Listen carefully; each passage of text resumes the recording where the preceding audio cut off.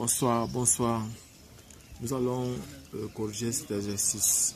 On nous dit ici dans cet exercice que sachant que pour tout A supérieur à 0, B supérieur à 0, ln de A fois B est égal à ln de A plus ln de B. Montrer que cette propriété ne permet pas la détermination de déterminer le domaine de définition des fonctions f de x égale à ln de x moins 1 facteur de x plus 1 et g de x égale à ln de x moins 1 plus ln de x plus 1. Si vous êtes nouveau sur cette chaîne, abonnez-vous. Je suis Job Camden du groupe de répétition Nabla à Yaoundé au Cameroun. Donc nous allons corriger rapidement cet exercice. Solution. Donc si vous êtes en classe de terminale, sachez ou bien que vous voulez préparer un concours, vous êtes en train de préparer un concours, sachez que si on vous donne des fonctions comme ça et que vous transformez la fonction avant de trouver le domaine de définition, vous allez rater. Donc je ne vous conseille pas, vous déterminez le domaine de définition de la fonction qu'on vous donne telle qu'elle. Prenons le cas, versez la fonction f de x. F de x est égal à ln de x moins 1 facteur de x plus 1. Son domaine de définition df est égal à quoi? F de x existe si et seulement si x moins 1 facteur de x plus 1 est strictement supérieur à 0. Et pour étudier le signe de ceci, on doit faire le tableau de signes. On résout d'abord l'équation x moins 1 égale à 0, ce qui équivaut, et x plus 1 égale à 0. Ce qui équivaut à dire que x égale à 1 ou x égale à moins 1. X égale à 1 ou x égale à moins 1. Nous allons faire donc le tableau des signes. Tableau des signes. Et ensuite le tableau des signes ici. Ici c'est x, c'est moins l'infini. Ici c'est plus infini. Ici c'est moins 1. Ici c'est 1 là. X plus 1. X moins 1. Et ici donc maintenant c'est x moins 1 facteur de x plus 1. Donc ici on peut mettre 0 là. Ça vient encore s'annuler ici. Ici on met 0, ça vient encore s'annuler ici. Donc ici ça va faire moins, plus, plus, moins, moins, plus. Je prends le signe qui est devant x, je multiplie par ça, ça me donne le signe avant le 0. Et pour trouver le signe après le 0, je peux faire le signe 6 fois le signe ici. Ça va faire plus fois plus, ça fait plus. Donc avant le 0 ci, je multiplie le signe ci qui est devant fois ça, ça donne moins.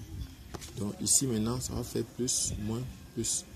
Ça veut dire que le domaine de définition, la fonction f df est donc égal à l'intervalle moins l'infini,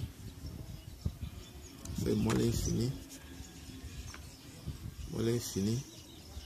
moins 1, union 1 plus infini. Donc voici le domaine de définition de la fonction f. Nous allons maintenant déterminer aussi le domaine de définition de la fonction g. De la fonction g, c'est celle-ci. Pour g, pour la fonction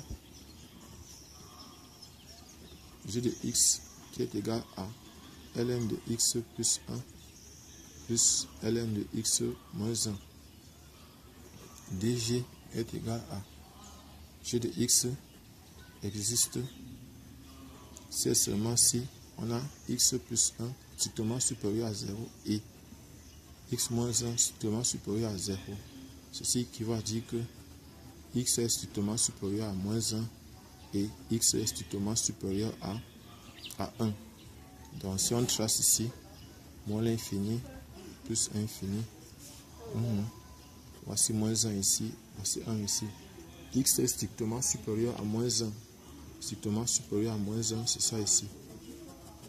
Et x est strictement supérieur à 1, c'est ça ici. Donc le domaine de définition, ça sera l'intersection entre les deux, parce qu'on est en train de résoudre un système d'une équation ici.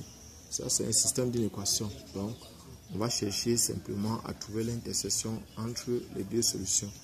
Et là on va voir que dg et ce sera donc simplement égal à l'intervalle ouvert 1 plus infini. Donc en fait vous voyez donc que le domaine de définition de g est différent du domaine de définition de f.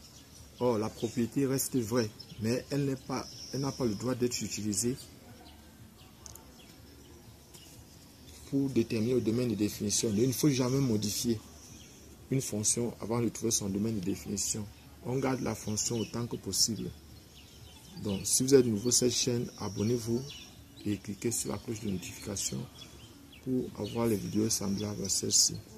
Je voulais attirer votre attention sur ça. Et on peut, si on veut même, on peut mettre les deux domaines de définition côte à côte. Donc, voici par exemple le domaine de définition de f, c'est moins l'infini, moins 1, union 1 plus infini.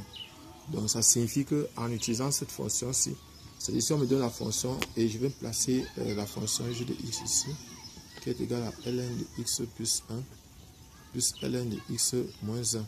Alors que f de x, c'est plutôt ln de x plus 1 facteur de x moins 1. Donc, vous voyez par exemple les deux fonctions, voici son domaine de définition pour l'autre ici. Et pour cette fonction-ci, voici son domaine de définition ici. Merci, merci, merci.